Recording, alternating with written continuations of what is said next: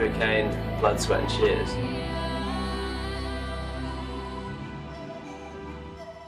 I went from secondary school to my art foundation course, obviously having a huge interest in fashion and in menswear and tailoring. And then from my art foundation, I studied at Oxford Brookes, specified in menswear, started cutting, started learning or teaching myself. And then went to Kingston University, where I trained as a BA fashion design for 3 years, which was an amazing experience. And then while I was there, my head pattern cutter was actually Saville Row cutter, and he was a freelance tailor. So he worked with a few of the different houses, sort of moving in between. Also, he worked at Vivienne Westwood and a few other places. So he had a studio where he would, where I trained with him at the weekends, evenings. He also worked with me wherever we were working. So he was a sort of huge inspiration to me. I spent lots of time working with him, and he taught me more of the basics and then sort of more of the advanced ways to sort of hand stitch, cut, and understanding of three-dimensional form.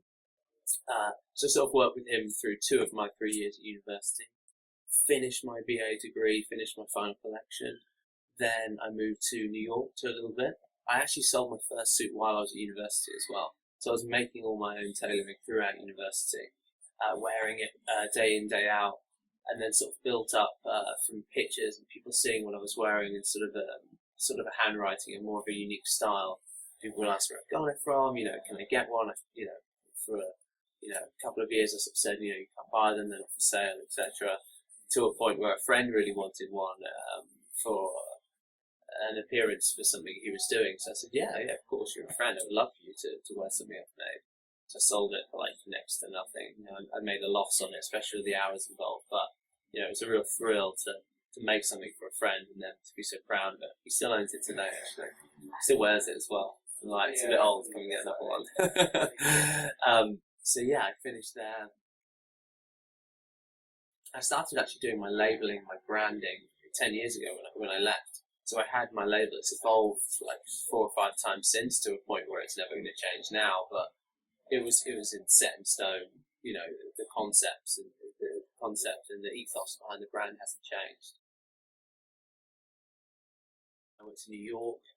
I worked for Brooks Brothers for about a year, living there, a bit less than a year, which is absolutely unbelievable experience. Living in Manhattan, working at their flagship store. Came back, joined Jaeger Menswear. So back when Jaeger was doing Fashion Week and it was really sort of aggressive, an amazing heritage company. It's sort of equal to, people don't really know, to the Aquascutums and the Burberrys of this world. It's as old. So I did there, started as assistant designer, went up to a position where I was basically sort of in charge of the menswear, and then my senior moved up himself, so I was sort of working across many projects. Finished there and I went to Burberry. So I went to Burberry Prawson, designing across on their catwalk collection, working with Christopher Bailey and a couple of other fantastic designers as well. All this time I sort of still had a studio in my house. I was still developing, still working 7 days a week, all the hours that there was, but then going back and then continuing on my own projects.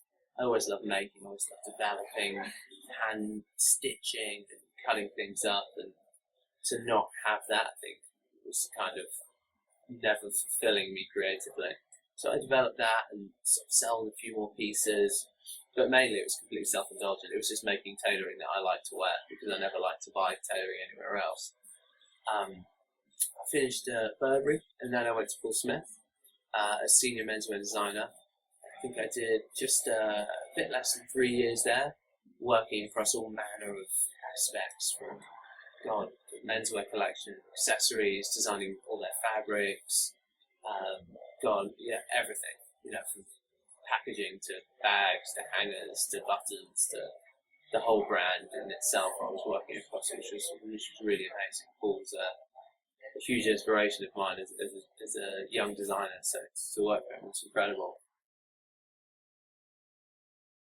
To a point where my own bits and pieces were getting so much attention without me marketing or advertising it, other than pictures of it popping up on social media, that I was getting really famous people asking to buy it, or where can I buy it? I said, it's quite difficult when you've got like an A-list celebrity saying, I really want to wear your suit.